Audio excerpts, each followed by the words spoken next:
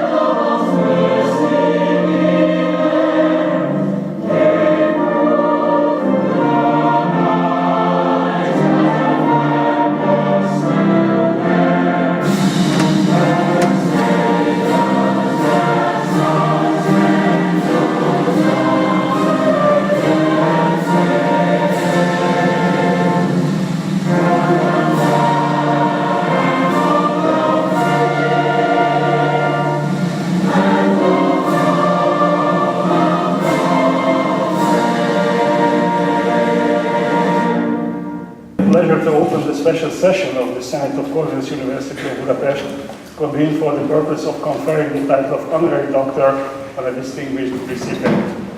It is my privilege to greet our guests and welcome the leaders of the university, members of the Senate, heads of departments, professors and students, together with our dear guests. A special greeting to Professor Anthony Oberschall. Let me introduce you the members of the Presidium. Professor András Lánci, Rector of Corvinus University of Budapest.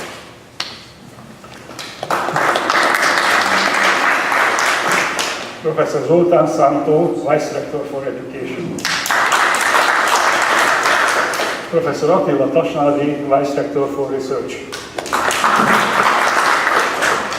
Richard Szántó, Vice Dean of the Corvinus Business School.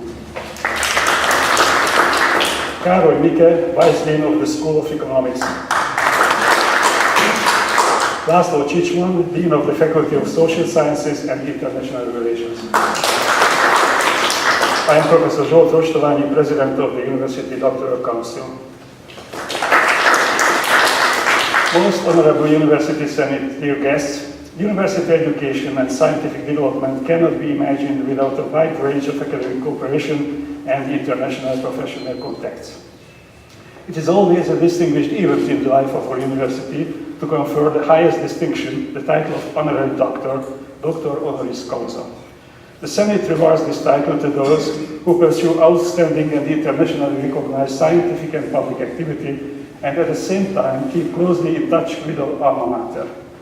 An extract from the resolution adopted by the University Senate states: the Senate of Corvinus University of Budapest, taking into account Professor Anthony Oberschall's professional and scientific activity, his international reputation, has decided to confer the title of Doctor et Professor honoris causa on him. After expressing once again my special and warm welcome to Professor Oberschall, I request Professor László Csicsman, Dean of the Faculty of Social Sciences and International Relations, to acquaint us with Professor Oberschall's scientific work. I request Professor Anthony Oberschall to stand up. Anthony Oberschall is a Professor Emeritus of Sociology of the University of North Carolina, Chapel Hill. He was born in Budapest, received a bachelor degree in physics at Harvard University in 1958.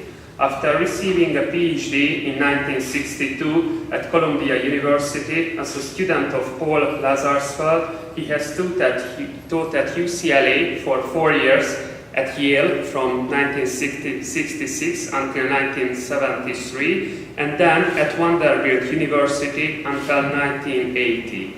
He joined University of North Carolina, Chapel Hill in 1980, where he became Professor Emeritus in 2002. His main research interests are empirical sociology, collective behavioral patterns, and applicability of rational choice theory. The lasting impact and the level of his works are well illustrated by the fact that his first book, Empirical Social Research in Germany, which originally was based on his thesis, has been republished in German after 30 years.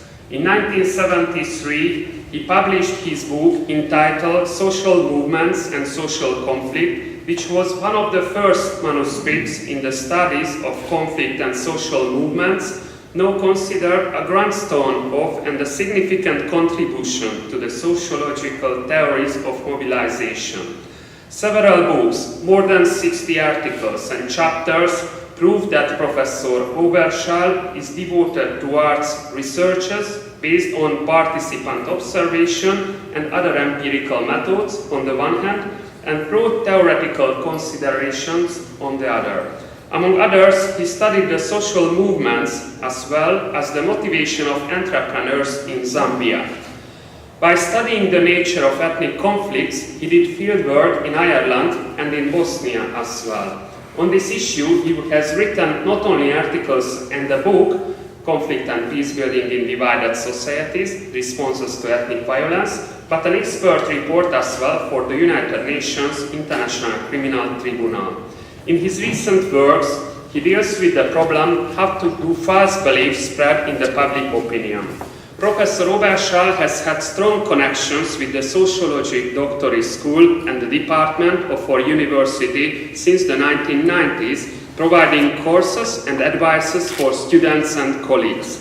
However, he is doing more than that. Through the Oberschall Fund, which was established in 2016, he provides considerable financial support to the Institute of Sociology and Social Policy, encouraging the professors and lecturers of the Institute to participate at more and more international conferences. He has many ties to Hungary. During his career, he often reflected on the Hungarian transition. In 1996, he made a 28-minute video cassette documentary titled Privatization in Hungarian Agriculture, produced for the US Agency for International Development. He puts great emphasis on publishing with Hungarian scholars. In several cases he published in Hungarian, for instance with Zsuzsa Hantó, A piacgazdaság születése in 1997. Professor Oberschall has many connections to Corvinus University in particular. He held a lecture titled Making Peace in the Ukraine at the Corvinus School of Economics in June 2014, and he contributed to the Tradition, Innovation and Reform in Local Development book edited by Juliana Faludi and Professor Zoltán Szántó in 2016.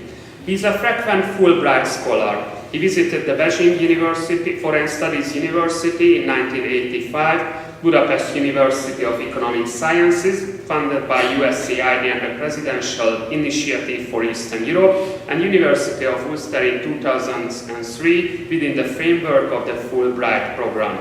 His deep knowledge and scholarly habit are the reasons for nominating him for the honorary doctor and professor title. He successfully links theory and empirical research, and in this capacity, he should be a role model for next generations in social sciences.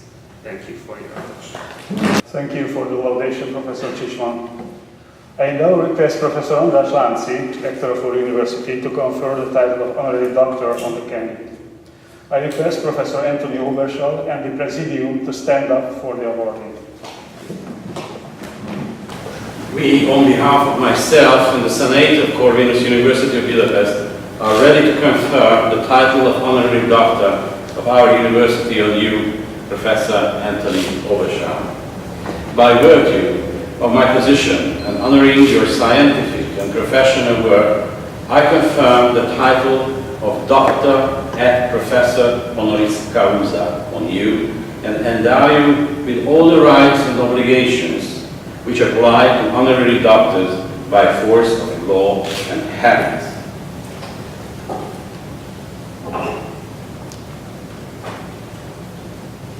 I confer the title of Honorary Doctor of Social Sciences on you. Thank you, Doctor. Thank you, Rector. Congratulations. It's a great honor. I will remember this for the rest of my life, however much it means.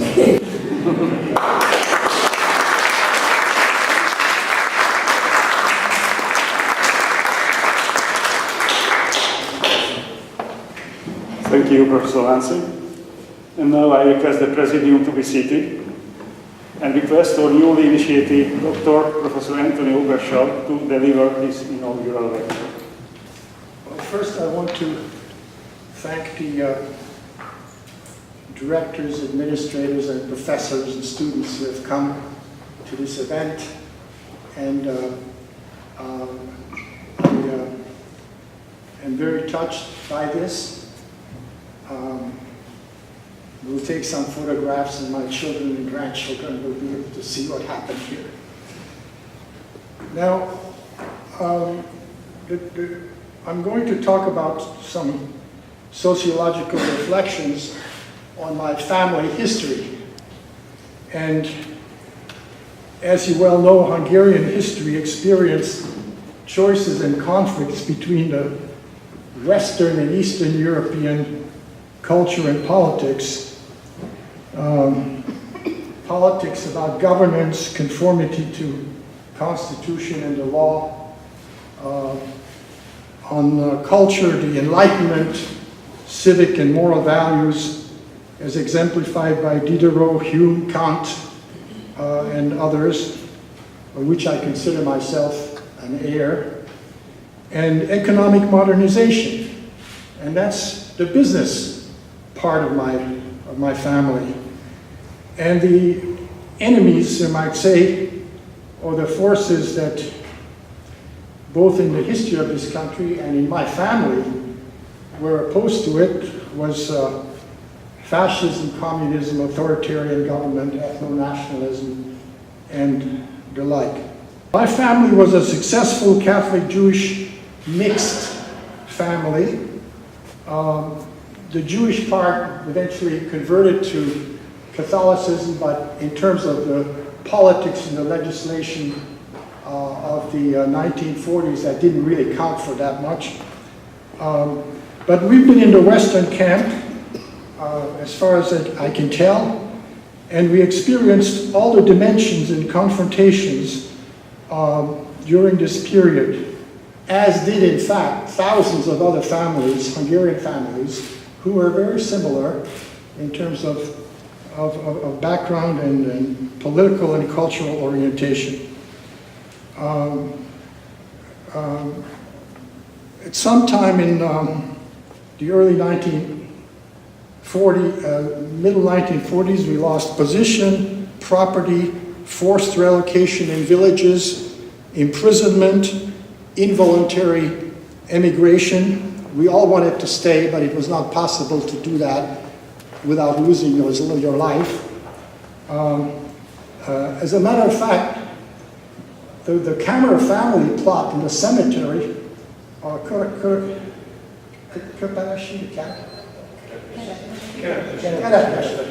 Kerekes was at one point threatened with exhumation and moving to another place because the Communist Party dead needed some space. But something really strange happened. When my father commissioned the sculptures on this tomb, a young sculptor did all this, and later, like 25 years later, he won the Stalin and the Lenin Prize for sculpture. As a result, they couldn't move this because it was sacred, you know, in the party mythology.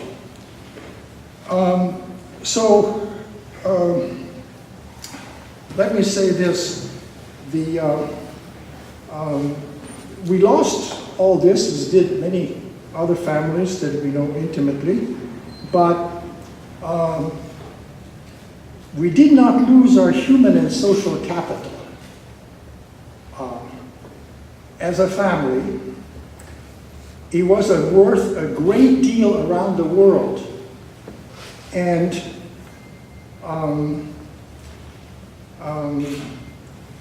it made certain that my family and families like it did not end up in the dust heap of history, but became actually quite successful. Some in Australia, some in Canada, we in the United States, others in Western Europe, and what have you. So typically what happened, there was a decrease in material welfare and resources, maybe among the children, among the first generation and a little bit on the second generation. And then by and large, all the people that I know and in my own family, we recouped to what we were earlier in Hungary in terms of, let's say, upper middle class, professional, business, scientific status. Tremendously important, human and capital. And this university generates, you know, human and cultural capital. And that's what your business is. And that's what my business was all my life. And that's why I became a professor and an educator and visited all the countries that I did where I tried to contribute to that. Now, none of the young people and myself from this emigration, forced emigration, turned against Hungary. There's no bitterness and resentment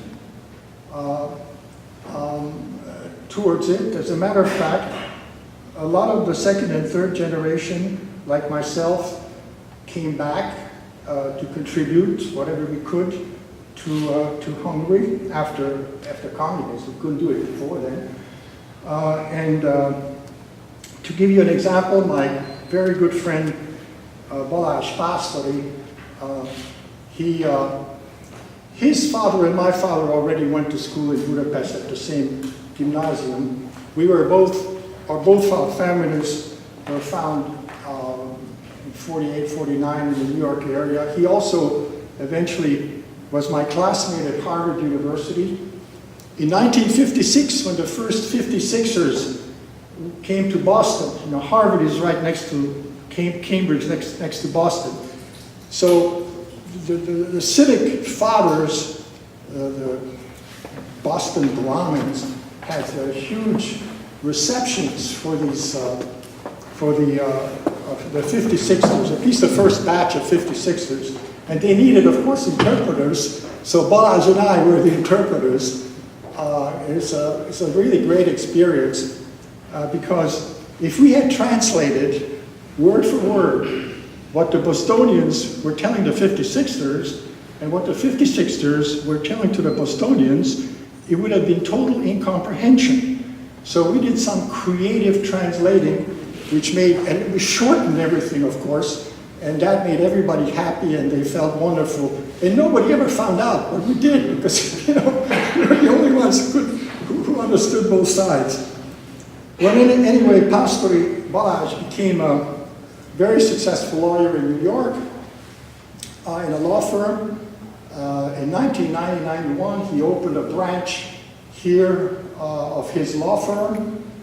His specialty was commercial international business law, and I think it's quite successful. He's turned it over to Hungarian managers and directors, and he continued, however, giving lectures at the law faculty about you know, his expertise, and especially the Hungarian law and European Union law and on a business commercial level. As a matter of fact, tomorrow afternoon, Balázs is giving a lecture at the law faculty on precisely that as part of a lecture series.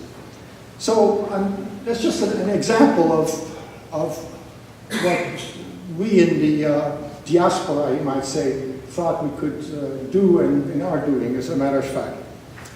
Now, I mentioned the westernization, East versus West, because it started 1,000 years ago, and the rivalry was between the Latin Catholic and the Byzantine Orthodox Christianity. And if you look at the Hungarian crown in the museum, you will see that there are two layers of icons and jewels and inscriptions, and one is in Byzantine Greek Orthodox lettering, and the other one is a Roman Latin layer. And you know, where do I know this from? Because my aunt, Oberschall Magda, wrote the definitive work on the Hungarian crown back in the 30s, which was actually lasted until maybe the 1960s as the major work on the Hungarian crown. She was the outstanding intellectual in our family. Now, I fast forward 1,000 years because I don't want to bore you with this whole history that you probably know better than I. And I just want to say that the economic modernization and industrialization after the 1860s here, there were a lot of German Jews who contributed to that. And one of those families was my grandfather and his brother, Hugo, and comrade Siegfried. Of course, my father continued in this vein, but I also had an uncle, Tosigi Richard, who was the head of a huge quarry from which the stones that paved the streets in Budapest originated. And my uncle, Comrade George, who was the son of Siegfried, who had to emigrate, nevertheless became a very well-known aeronautical engineer who contributed to the British war effort in perfecting the military engines that the fighter planes were doing. Now, had it not been for the fact that he was Jew, and in 38 after Kristallnacht, he knew what was going to happen to people like him sooner or later, he would have been here. He would have, been part of the intellectual and scientific resources of this country. Incidentally, he's the only refugee that I know who in 1938 packed all his belongings into his private airplane and flew to London. It's quite a way to exit the country in style, you might say. And there he married my Aunt Winifred, and I have a whole English part of my family as a result. On the government and law and constitution side, we have the Oberschall Adolf and Paul. He was the head of the Constitutional Court sometime in the 1900s. His son Paul was a professor in what's called now Bratislava and Cluj, but there was at that time Pozsony and Kolozsvár. And they did their best to have the right interpretation of the Constitution and the laws that would make for kind of a Westminster model of parliamentary government here in Hungary. My aunt Oberschall Ilma, who was the daughter of Paul and the granddaughter of Adolf, even though she had a distinguished jurist in the family, was prevented in the 1920s from going to law school here. So she had to become a social worker, which was the closest thing to a kind of a social activism. And for a while she was the head of the Rockefeller Foundation, had a rural public health program in this country, and she headed that. In 1946, she went directly into politics and got elected in the first totally free election in late 45, early 46, to Parliament, where she formed with another block of deputies, a kind of the most anti-Soviet, anti-communist wing of the small Kiszkazapát. They called themselves Szabadságpárt. And Súlyog Dezső, Slachta Margit. Actually, Slachta was a distant relative of ours also.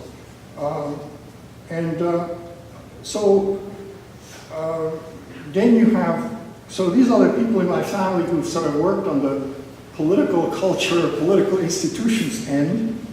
And there's a very interesting, another, Simončić Béci, I don't know what he's, we always call him Béci Bácsi, so it's Simončić.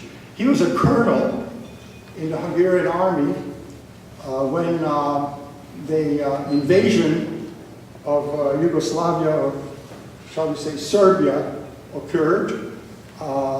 And that's when the Prime Minister Teleki committed suicide as an act of protest. He couldn't do anything about it.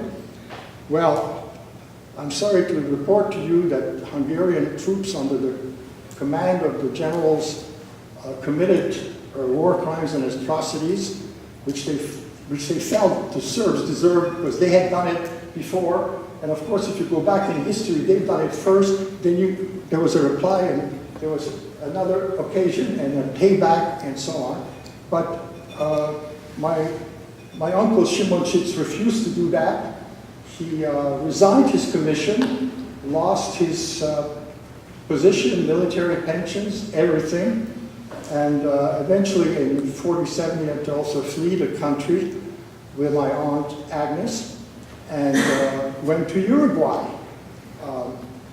And I have a whole bunch of my family is in Uruguay, actually. And how did he use his cultural and his human capital? Well, he knew how to ride horses, and he understood horses. So he opened in Montevideo an equestrian school that taught people there how to ride horses and how to race horses and everything else. And so he used that skill, and that sort of saved the economic status of the South American part of my family. Let me just say a couple of words about some others. And the most interesting person in my family, by far, was my uncle Tosegi Richard. Tosegi Richard came from a very well-to-do secular Jewish family. I mean, they had the Bazalbánya in Balaton and some other businesses. And he got an engineering degree before World War I in ETH, which is the top European engineering school in Zurich. I mean, he was there actually when Einstein was a researcher at the ETH as well. Well, so I'm just calling him Uncle Richard Tosegi. And he really, his life was just covered everything.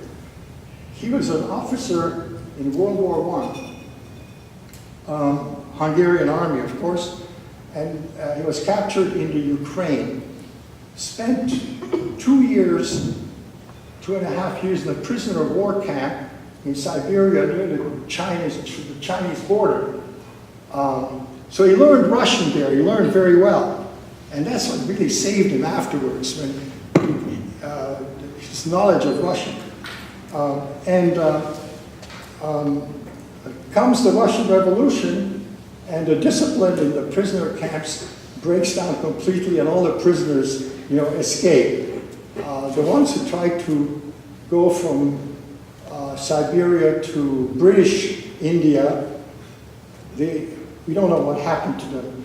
But some of them, like my uncle, decided to go west along the Siberian Railroad.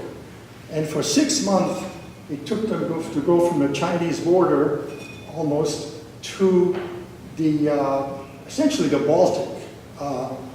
And they worked, and they had false papers, and they were laborers and so on. They made a living doing this transit. Then on a dark night, they managed to cross the military lines. Actually, there was an armistice already going on between the Red Army and the Germans. And he went across the Baltic to Sweden. The Swedish Red Cross repatriated him to Hungary. And guess what happened when he arrived? There was a Red Revolution that broke out in Budapest. So he switched from one to another. But in any case, he was definitely a capitalist. He was definitely a Western bourgeois enemy of the proletariat, so-called. And before that, he's Jewish, secular Jew. So in 43, he has to wear a yellow star. Then comes fall of 44, and he has to go into hiding. And there's a whole bunch of people like him, plus trade union, social democrats, communists, leftists, intellectuals, who are doing the circuit, all around the Buddha Hills, going from one basement and hiding place to another. So he managed to escape doing this. And for instance, in our house, for a while, a trade union leader was hiding. His name was Szakasics. Later, he became the figurehead, head of Hungary. When I say figurehead, he was a figurehead. And just to indicate to you how my family was really in the thick of things, so to speak, So Tosegi Richard manages to save his life in this particular way. And then about 3 years later, the communist regime hacks him off with my grandfather and his wife into a village, you know. They were, again, part of, I don't know, 50, 60,000 people like that, bourgeois people like that from Budapest who were expulsed, at least for a few years. Now, it's very interesting what happened. They lodged the exiles into the Kulak family homes as an additional burden. But the Budapest exiles and the Kulaks totally understood each other, because the Kulaks had just been deprived of their land, of their farm animals, and became ordinary and persecuted members of the collective farms. And of course, the bourgeois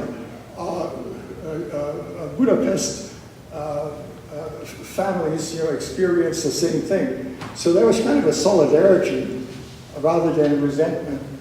And so my uncle, what my uncle did, there was a lot of construction going on in terms of the collective farm, rural development. And since he was a fantastic engineer with a great education, he actually, you know, helped doing that, and that also made it more possible for his and my grandfather and my aunt's position to be a little bit easier as a result of this.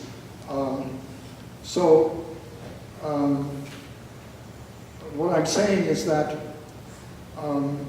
later how he earned a living, again through human capital and cultural capital, is the great Soviet encyclopedia was being translated into Hungarian. Well, who it is that knew, with a great technical education, how to translate it into Hungarian from the Russian, you know, all these how complex pumps and I don't know what machinery, you know, operated. Well, Uncle Richard did. So the people who were supposed to do this didn't know anything, but they hired him to do the work, and they gave him a little part of their service commissions and earnings, and so on. So what happened? And I have to mention my Aunt Magda, who was the very well-known art historian, studied also here and in the Sorbonne, and was well-known in international circles. And when she escaped, she went to Rome, and for a while did some research for professors and writers, just like my Uncle Richard did it for other people also. But then she got a position at Radio Free Europe. She was on the Hungarian service, she was the art reviewer and commentator for the rest of her professional life, and until she retired to New York with the rest of the family. But she was based in Munich, where Radio Free Europe was.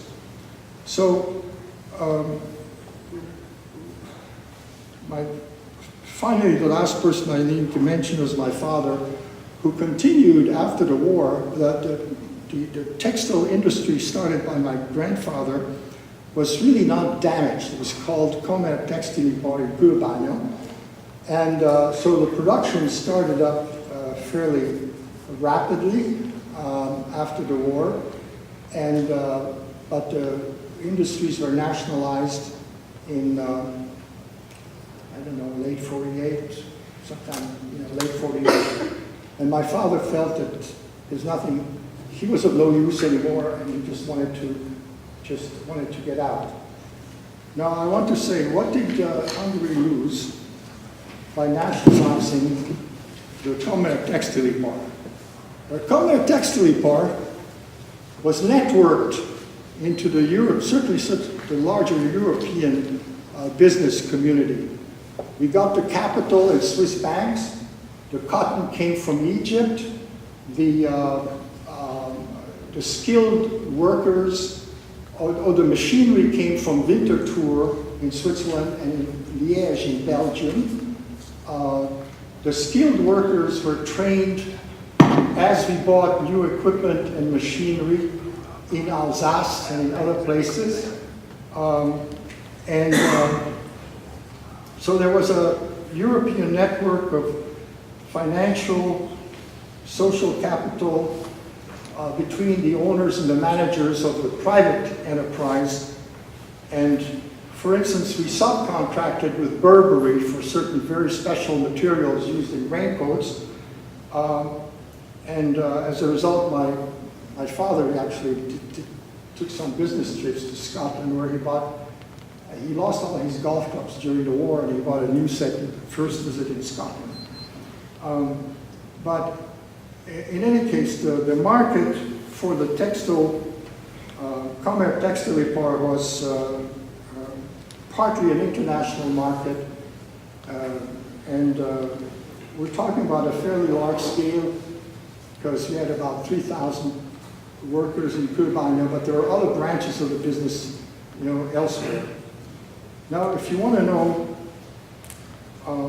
what happened to the textile industry, there's an investigative reporter, Lucille just published a book recently also here, Moldova George, it's called Ascent Tahin, and he describes then what happened to this industry when it became a state enterprise. And you say, I'm very biased about this, but if you don't believe me, just read Moldova and read an early industrial study by Raisler, a young lawyer at the time in 1941, who actually studied Commerce Textile part and describes, the social welfare system, in this enterprise. It was a paternalist enterprise.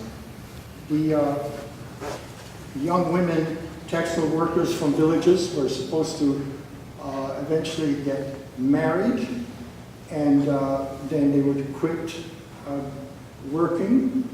And so we had in this enterprise classes for cooking, sewing, what was called home economics, preparing women for marriage and household.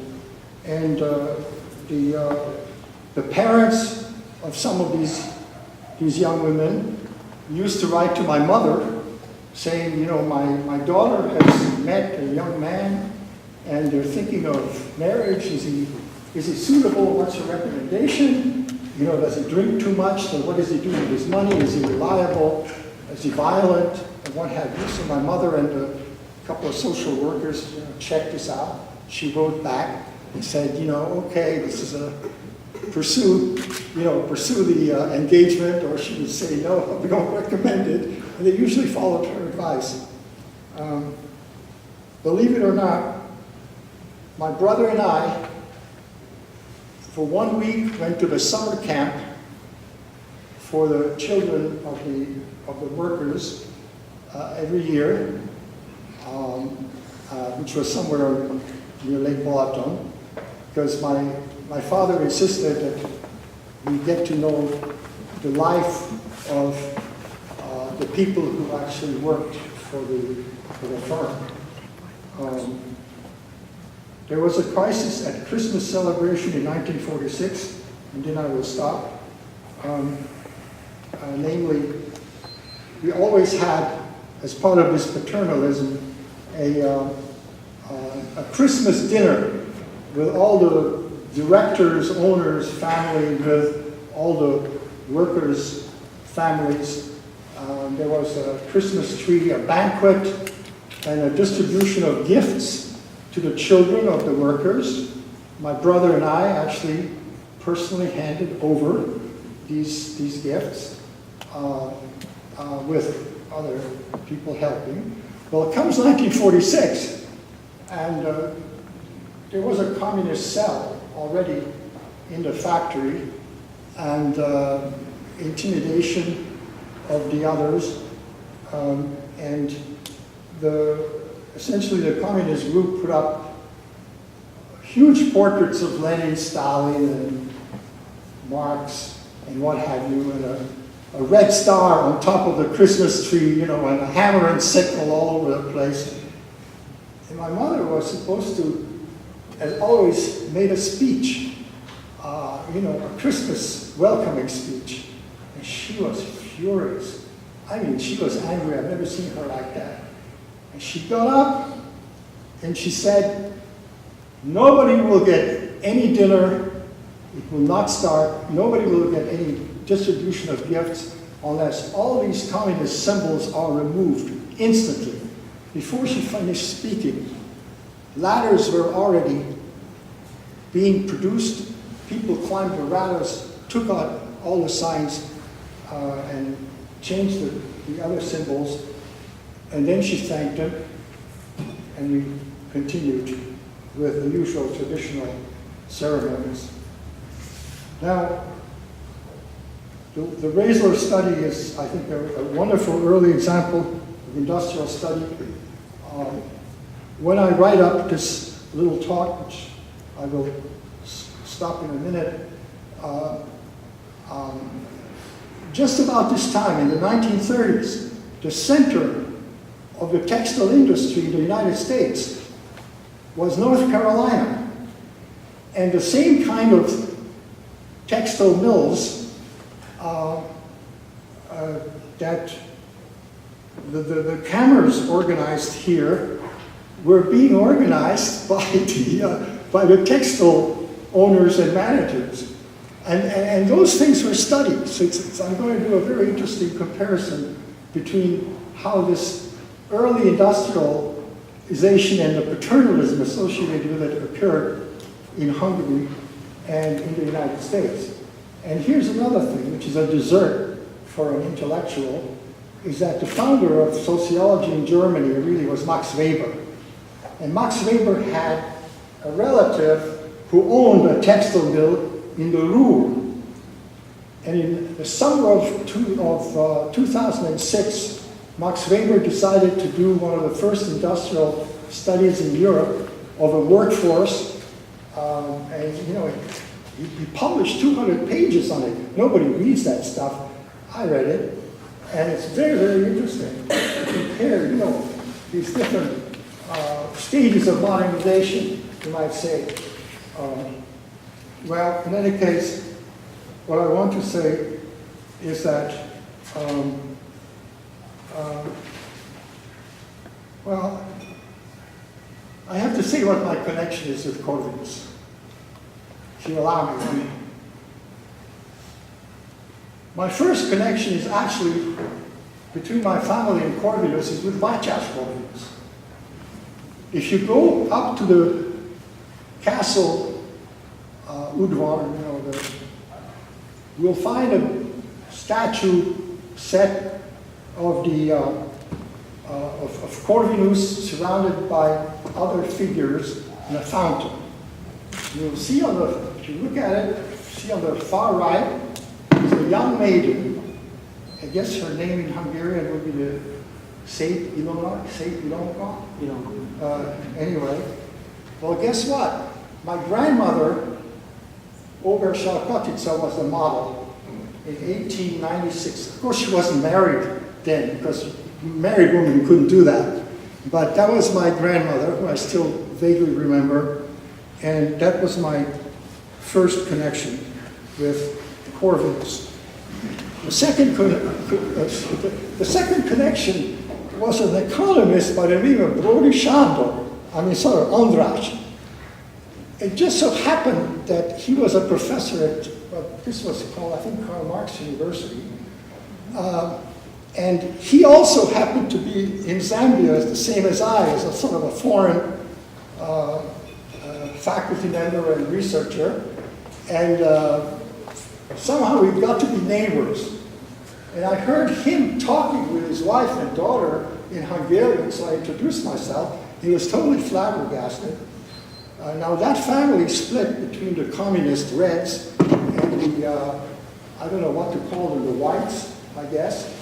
And he was on the Red side.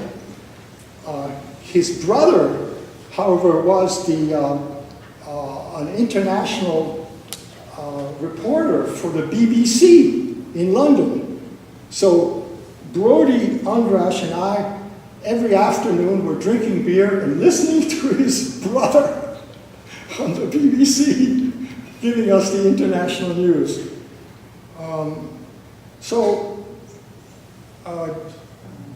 In the 70s and 80s, I had some connections with the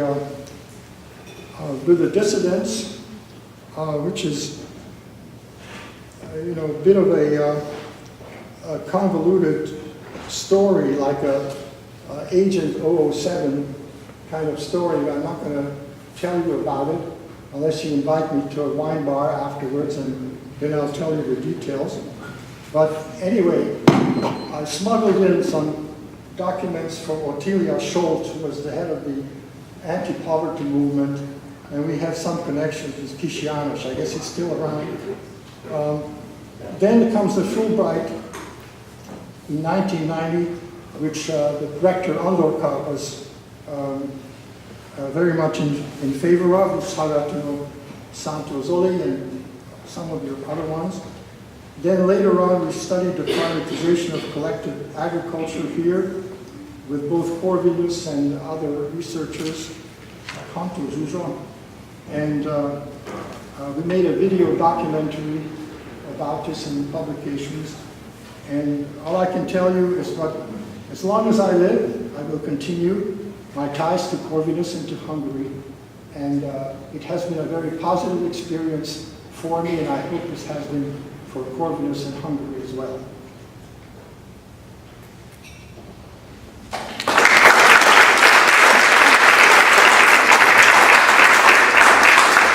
Thank you very much. Ladies and gentlemen, I once again greet all those present and hereby close this special session. Ladies and gentlemen, dear distinguished guests, after the closing of this special session, I ask everyone to stand up during the anthem of the European Union. After the anthem, I ask everyone to remain standing and please have a glass of champagne and join us to greet our honorary doctor. So please stand up.